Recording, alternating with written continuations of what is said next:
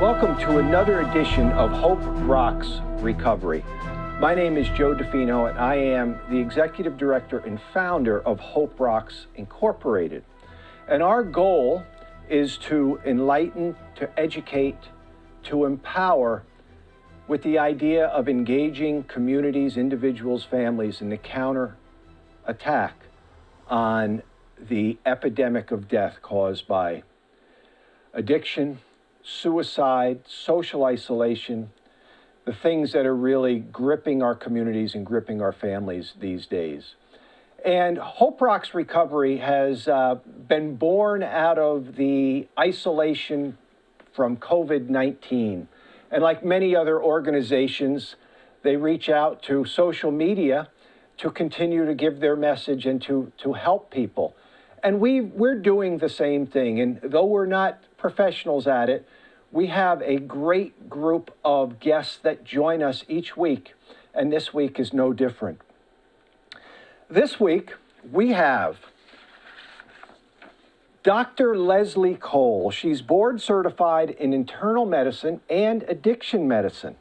She's taken care of thousands of people with addiction and pain in the Nashville, Tennessee area. For more than 20 years, she's been practicing inpatient and outpatient, in inpatient and outpatient settings, and also has served as medical director for both men's and women's prison. She's recently been practicing as an outpatient addiction clinic expert or coordinator, and I'd like to welcome Dr. Leslie Cole. Dr. Cole, great to see you. Thank you for joining us. Thank you so much for asking me. I am thrilled to be here to be part of the conversation. Well, we had you come up to New York last August to be part of our Hope Rocks Festival, and it was so wonderful to have you here and to share your expertise with the audience at the festival. And it's even more exciting to have you here in person because we can talk in a little more depth and a little more length. So the first question I have, the first question I have for you, Dr. Cole, what is addiction? Great question. The first way I want to start out talking about that is that there's been a recent change in the definition of addiction by the American Society of Addiction Medicine, which is one of the leading societies in defining and studying things. And so it has been changed from a behavioral problem to a chronic brain disorder. All the language of diagnosis was changed from substance abuse. We don't call it substance abuse. We actually don't call it addiction medicine. I mean, addiction. We don't call it addiction, even though I have a specialty in addiction medicine. It's because people are saying that it is a chronic, recurring thing, and it's multifactorial. And people cannot just change it on their own. I think that is fantastic that they have, in fact, changed that terminology because it has such a misguided sense to it. When we think of addiction, it is not something we think of with a positive spin or an understanding kind of perception. So I think that's a real important thing to talk about that change, and no longer are they talking about it as a behavioral problem, but Exactly. a chronic disorder, and that is key. That is key. So hopefully, that's a good sign as we move toward the future. Why is it important for us to know that addiction is not a choice or a behavioral problem? Well, one of the most important reasons to know that is that we all love people who have addiction, and we have this tendency to want to just tell them, just say no. Why don't you just say no? You must not really want it bad enough. Those people become quickly demoralized and can isolate themselves, can lose touch with the relationships they need to help them through this, because they can get away from the substance. People can, and I see it every single day, that people can get away from it and make those changes. But to see it as a behavioral thing just lays blame and keeps this idea of the people are bad, they're failures, they're immoral for becoming addicted to something. It's like telling a person who's had a stroke and the actual neuronal connection between the part of their brain that says, just get up and walk, and the part of their brain that actually can do the walking, they're no longer connected. It is just like that with these substance use disorders. Now, there is a lot of growing that happens, and I see it all the time, where people make a change, but it's a very slow growth. And it takes tons of patience, kindness, and expertise, honestly, expertise. So the slow growth, the patience, the kindness, the things that we're not accustomed to as a culture. We want things fast. We want things quick. We have a problem, fix the problem, and fix the problem right away. So right off the bat, this becomes an issue that is in conflict with who we are naturally, in terms of caregivers, in terms of those individuals that are trying to support those that are in the throes of an addiction of one sort or another. The question the question I have for you is, addiction just does not manifest itself in drugs, alcohol, sex. It can manifest itself in many ways. Can you describe some of the ways that are little non-typical or atypical, or maybe they're not atypical, but maybe we don't think of them in the same way that we would think of another type of addiction? Well, there's controversy over some of it, but I really believe that there is a food addiction that a lot of people have. The biggest problem, one of our most common problems in the United States is that the majority of people are overweight, and they don't know exactly how they got there. And so there is a behavior that is not in the realm of awareness. A behavior that is not in the realm of awareness. It may come across as an impulse control dilemma, that someone does something before they think. That is a manifestation of it. So there are so many. There's so many. I actually see us all as having an addiction of sorts to something, like a default mode that we can get into. Like, is there something that you tell yourself, don't do that, just don't get on that porn site, or don't buy another thing off of Amazon, or just don't yell at your wife, or just, try to be kind to your neighbor, something that we go, I am totally not doing the thing that I know that I need to do. That is the way I see addiction. And so for me, I think once you see that in yourself and you recognize, boy, if this were meth, if this were crystal meth, I would be completely addicted to it. If this were, if I felt this way about opiates, I would be completely addicted to it, beating myself up for that.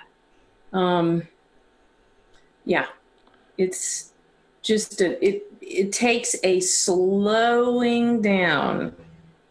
So with that, you have the idea that we have to, the idea of behavior, which is not in the realm of awareness, which is a great term that you use. How can we as adults, I'm a teacher, so I work with children, how can we see these tendencies, possibilities, not risky behavior, because I'm sure addictions can be managed in a very healthy way, and I'm sure that they are. But how can we see these potentials in young people, or before they are put at risk with behaviors that are unhealthy? Good question. Like, kind of what would be a preventive measure for kids?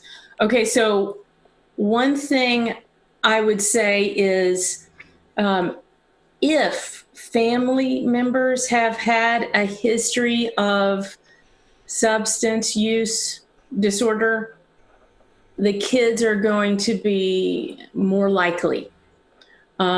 If there has been child abuse of any type, either emotional, verbal, physical, or sexual, the kid is going to be more likely. If there's been neglect of any type, the kid is going to be more likely to have substance use disorder.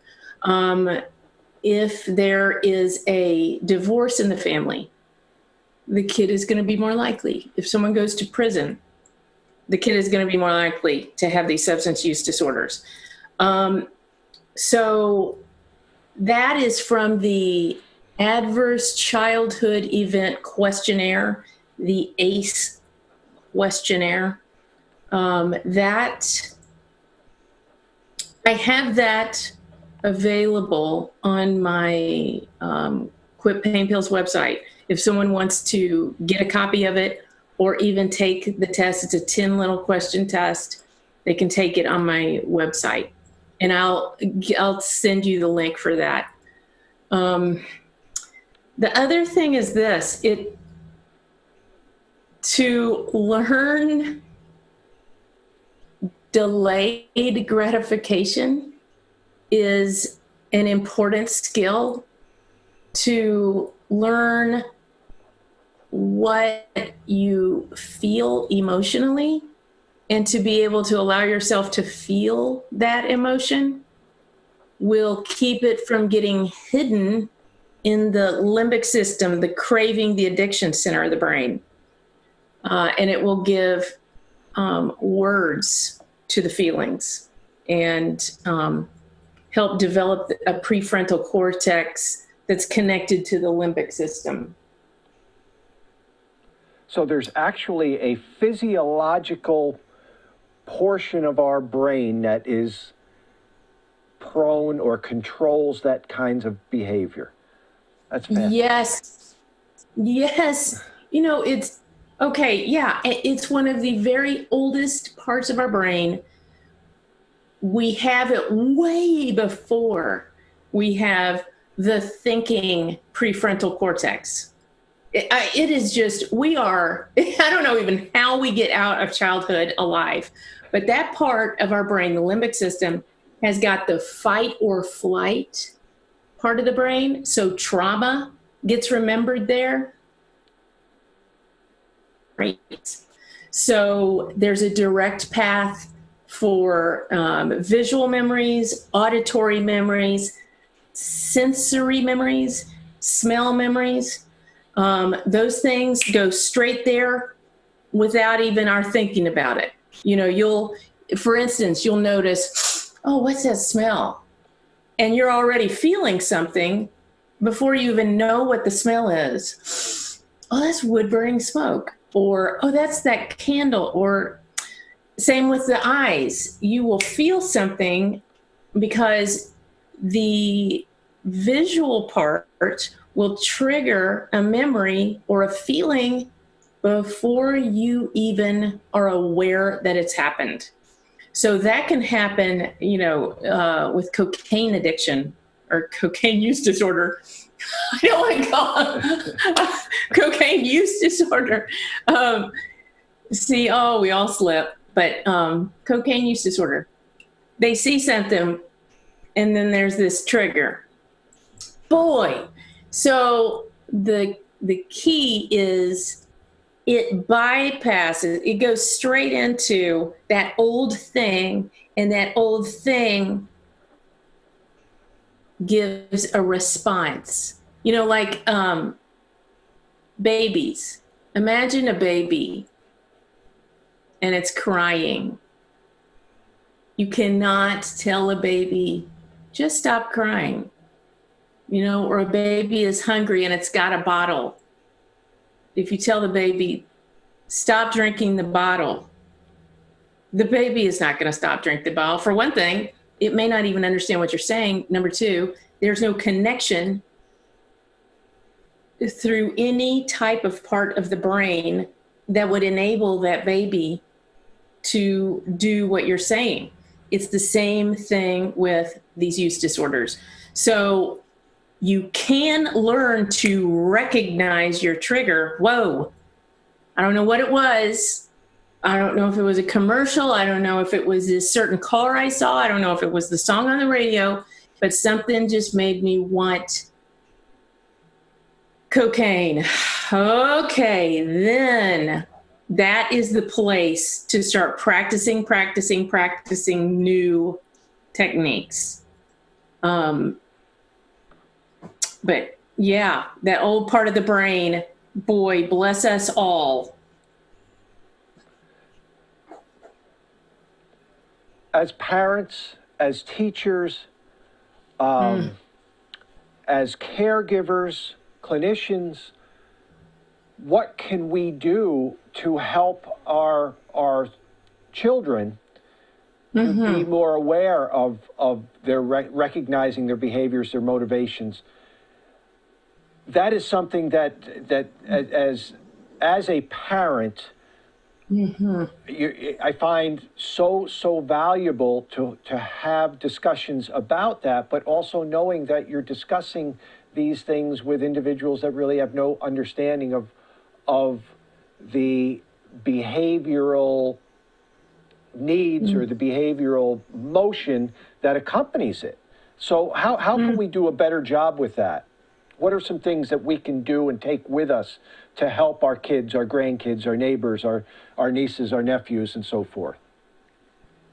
Great question. The place I always recommend family members to start is to start with themselves, to start learning their own attachments, their own places where I would say it's kind of like from Romans 7, the place where you go, I do the very thing I don't want to do. And the thing I don't want to do, I do. And if you give that a good 6 months of solid trying to stop it, then you will get a big load of experience as how difficult it is. And then there's a patience. So what I would say is that that's the place to start, is internally in your own mind and heart and your gut. Then the second thing is that a family member is part of a system, is part of a system. So there's a family system. So there's this dynamic. And so there may be a hero, there might be a scapegoat, there might be an accuser, there might be, a jokester. And so to remember that everybody has difficulties, it really helps the person who has the substance use disorder to not feel like the scapegoated problem, which, boy, that really needs a lot of help. Yeah. Because we get so frustrated and angry and hurt. And do you not care? Do you not love me? Do you not, what is the deal here? And yet the person is going, I don't know. But sometimes they get defensive, and then there's so much pain, and then, there's stealing and abusive things that happen. It's just really painful. So start with yourself, get really familiar with yourself, know that the family has all got relational things. Get outside help for yourself, like Al-Anon? Yeah, the family members, the 12-step for the family members. Totally do that. Get a sponsor. Also know that you're not alone. Millions upon millions of people are family members of people addicted to alcohol, opiates, and never give up hope. But sometimes you have to make a very strong line of, you're not going to live here and do this. Set if those someone boundaries. has, yeah, exactly. That's important things, and I think sometimes we forget that we are part of the journey as well, as support people, as family members, as friends, as caregivers. And like you said, the wave of destruction that follows these particular behaviors are devastating. And your advice to go and seek support for yourself is so valuable, so important, because oftentimes I'm sure that's the individual who's trying to support is left alone and really becomes an enabler. Yes. So I have some information about your work, not only with opiates and narcotic addictions, but you also work with food addictions. Talk about that a little bit. Okay. Well, I would say I have worked with the opiate addicted community and wrote a book and began to reach out with a course I had, and I was having a lot of response with people resonating with their food dilemmas, and people coming to me and asking me, not addicted to any substances, but I am really resonating with this. So I developed a course, and am now I can coach people in the course for as long as we need to. We meet in a group, and I think people are more willing to do it because there's not so much of a stigma, and there's not so much of a need for this fear of losing your anonymity, which keeps a lot of people from getting help with substance use. So with the food addiction, oh gosh, I love it. I love it. And people have really needed help during the quarantine, because being stuck in your house with your refrigerator and you're going, I wonder if that brownie, that brownie. And there are ways to diminish or look at or help that strong drive for that. So yeah, I'm doing that and I love it. Now that's available to anyone, right? Anyone. The Facebook group. Yeah. Yes. Anyone. Yeah, I have a Facebook group called End Emotional Eating. And I think the site is facebook.com/group/Dr. Leslie Cole. But yeah, there's a Facebook group for that. And then I have a private group that for people who are really wanting the more intensive one-on-one and interactive coaching that I do. Now, how are you finding that those types of groups that you have now that you've developed based on this isolation that we're in, how do you feel that those groups are working? Are they reaching out? Are they reaching people that normally you may not reach? Are they something that is a positive? What would you say about that? Oh, yeah, it's positive. And people who have never thought of food this way, people who they finally recognize, yeah, this does seem totally like an addiction. We're reaching people who have just tried diet after diet, kind of a behavioral control. Just don't eat that. Just eat the broccoli. So it's the same kind of thing, that brownie. People feel as drawn to it. 10 out of 10.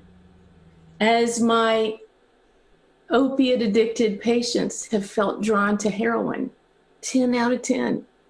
They both describe it 10 out of 10. Now, it is very infrequent to have someone overdose from food, although it has happened. Anyway, yeah, it's reaching people. The people I have in there now, one lady, there was something called a food addiction susceptibility test that she took before she joined my program, and she had scored a 9 out of 10. And she told me that after a couple of months of being in the program, she went back to take the test again and scored a 1. Wow. And she said, I never would have thought this was possible. Now, what she's learning is to take that quick impulse and pause and start thinking about what's going on here? What's going on here? Sometimes there's an old pain, an old issue, an old thing that just needs some healing. And I've got great techniques for helping people heal old traumatic events that I'm tickled about. So we bring a lot of emotional healing to the people who joined the group. I love it. Do you think that there's trauma involved in those types of behaviors as well, that contribute to those types of behaviors as well? Yeah, yes, there's trauma involved for sure. Now, trauma, some people categorize trauma like there are traumas with a big T or traumas with a small t, but I can give you like an example would be, it's actually traumatizing for a child to be locked out of the kitchen when they're hungry and have no food available. It hits the part of their brain that says, I'm dying. Or for a child to hear a mother say, I don't even know what we're going to eat. We don't have any money. We don't have any food, or, I lost my job. It hits the trauma part of the brain. So that's not an abuse towards the child, that second one. I would say the first one might start feeling like an emotional abuse or a physical abuse, to lock a child out of the kitchen when they're hungry. But those lodge in. People don't necessarily remember it, but this part of the brain that has got to stay safe and survive says, I am never going hungry again. And so I've seen people who they get out of the house and they are not going to ever be hungry again. And then not being able to be hungry again, you put on weight and weight and weight and weight and weight and weight and weight. Now, to help those people become hungry is as difficult as it is to say, stop using meth, stop using heroin, stop drinking alcohol. I mean, let yourself get hungry is life or death. Life or death. So that is, I love it. If anyone hearing me, this is why diets don't work. They don't work. A diet triggers that same part of the brain that says, I'm dying. And so you might be able to white knuckle it for a while, but then you're going to gain back, because the deeper, older part that hasn't really been heard is going, never again. I am never going to be hungry again. You also have groups that work with opioid and narcotic addictions, with those individuals as well. And I see that you have a Facebook group that meets regularly. Is that via Zoom meetings or something like that? But I see that you're doing that as well as a result of some of this isolation. Talk about that group a little bit. Okay, so groups. Yes, the one for drug cravings. It's EFT tapping for drug cravings. It is a coaching thing also, because of the licensure. It's probably all going to change, but right now my patients are in Tennessee, but I can coach from anywhere in the United States. So it's no diagnosis, no prescriptions, no mental health treatments or therapies, but coaching is available. So that group, EFT tapping for drug cravings, there is, when I was really looking for, it actually started with, I didn't really know about this technique, but had heard about it But when I was going through my own breast cancer, Yes. I was having so much anxiety, just 10 out of 10 anxiety, and just happened into a coaching program that was tapping out stress. And I came out of that hour-long session that was a group with zero fear. I mean, it went from a 10 to a 0. And so I started going to this coach and tapping and realized, oh, well, gosh, I had a bunch of stuff that needed to be healed. And so I ended up going to get certified, just really trained at how to do this. Because this is a place that medicine can only go so far, Western medicine. This combines acupuncture points without the needles, and the best practices of some of the therapies, which is so many of them are saying you need to say that really difficult thing, but you also need to love and accept and forgive yourself. And so it is this combination that helps a person quickly decrease and kind of think through the problem. Like for instance, let's say someone's having a drug craving. It triggers that old part of the brain, the limbic system. Oh my gosh, and now I'm in fight or flight, and I don't want to, God, I don't want to do that. I don't want to do that. Somehow the tapping of these acupressure points, as you're saying, I'm craving cocaine. I'm craving it so bad. But right now, I deeply accept myself. Or you can say, I forgive myself, or I allow how I'm feeling. You say this and you're tapping through these acupuncture points. The amygdala and the limbic system begin to just calm down. And as they calm down, you are hearing yourself say these two opposing things. Here's the thing I've been fighting so hard against, and yet I love myself. And somehow the prefrontal cortex comes online and goes, oh, I've got an idea. So your own brain is giving itself answers. When it happens, like I had someone who was craving cocaine and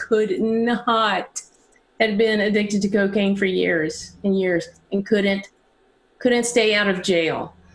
And so I tapped with her. And so she took it and ran with it and started just tapping at home every single time she had cravings.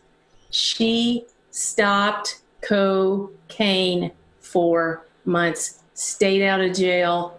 I have not seen her since the COVID pandemic. So I don't know. But this, I can say that it really is an amazing thing. So I do this with my men and women who have the food addiction. We do this with anxiety. I offer this with a family. I've got a family of 4 who is coming to me as a group. So yeah, I can do all of this online on Zoom. That is fantastic. Yeah, people can get on that free Facebook group and then, talk to me about it. Dr. Cole, you had mentioned your battle with breast cancer, and it's something that I had known about you, and I was not sure how to address that or whether or not I was going to address that. So in hearing you bring it up, I'm happy that you did, because that is why we asked you to come up to our festival. We had We needed a speaker, and your battle and your work while you battled in this field was so inspiring in terms of your ability to deal hope in a very, very, very difficult time. In listening to you talk about it, it seems that, you know, in some strange way, that obstacle helped you to be able to serve the people you're with a little bit better. Yes, for sure. Okay. What are your thoughts on that? Well, you know, it almost seems like, well, it's hard for me to talk about this without bringing in my faith. So I'm just going to go ahead and I just have to bring in my faith. Of course. So the year before I was diagnosed, my little sister, 8 years younger, was diagnosed. And during that year, I read the book, The Anatomy of Hope. And I realized while she was going through breast cancer that to try to get someone else to hope is really hard if you've not totally been where they are. So I read this book, and the book told me, it was interesting because it was a book all about cancer. And I read this one guy's journey where he was a doctor and he had horrible cancer and with a very low probability of living, you know, like only 5% of people can make it through there. And he said, give me the full chemo. He and his wife prayed, you know, all night long, and he would just go into the hospital and take this chemo, and he got through it and lived and dedicated his life to helping people. And I thought, you know, if I ever get cancer, I would do what he did. I would fight it as hard as I could. And I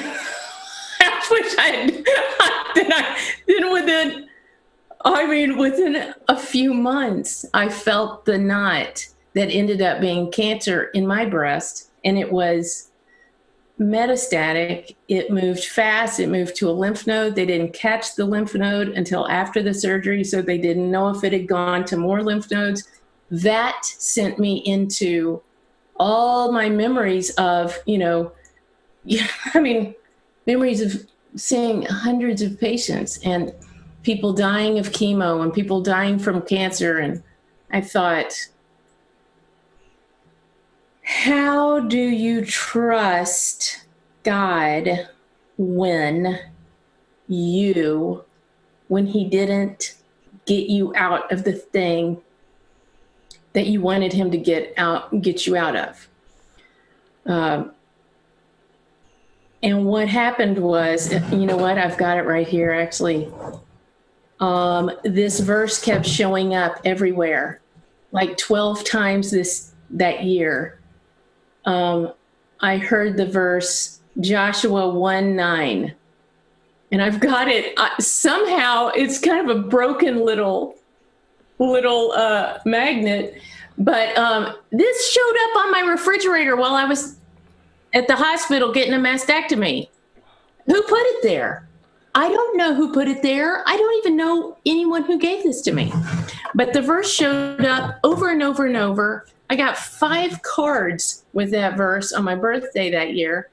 And it just hit me. You know what? If the Lord is not going to deliver me from it like I was asking him to, because I told him I want to have breast cancer, then he was going to be with me through it. And I guess what happened was I got to my lowest low, and it taught me, I mean, you, you can go pretty low, and that love and relationship is the most important thing. That's why I feel like what I'm doing with patients now is I tell them I don't know how it feels to be addicted to opiates, but I know how it feels to need them for pain. And I know how it feels to start feeling physically dependent on them. And I know how much you need relationship. You need it. So, yeah. That's so yeah, I just feel like hope is the most important thing. That's where I'm going with that. Hope is the most important thing. That's why we were so thrilled that you agreed to come all the way up from Nashville and be part of the Hope Rocks Festival, but more importantly, the movement of hope. So we thank you for that. It's been a great discussion with you, and thank you so much for coming. I want to just ask one more question, because this is something that, we look for cures, we look for fixes. When we talk about an individual who is on the road to recovery, at what point can that individual say, I'm past it, I'm beyond it, I'm free of it? Oh, that is a great question. And I don't have an answer for that. I don't have an answer. I don't know. I think that it is, people can really say, I've got the recovery plan, I have got a relapse prevention plan.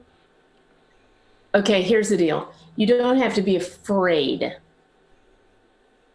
You don't have to be afraid. That's probably the big thing, is a lot of times people go, you have to keep going to 12-step groups because you got to keep being afraid of the possible relapse.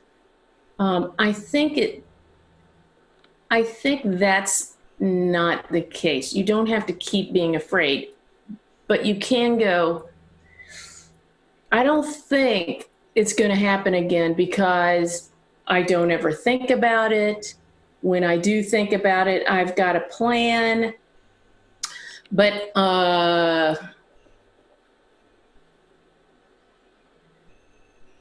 don't know. I would say I don't know. I do want to add one thing though before we end.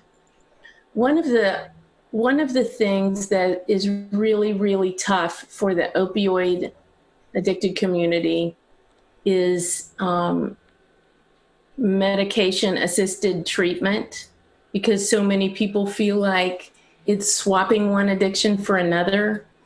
And I wrote a series of 4 articles on, is it swapping one addiction for another? Is it an addiction to buprenorphine and Suboxone, or is it a physical dependence? And how do you look at it? So if anyone wants clarity on that, that's on my website too. The questions about, and I'll give you that link for that. I've combined all the articles, and you can just get one download of all the sheets, all the pages of it.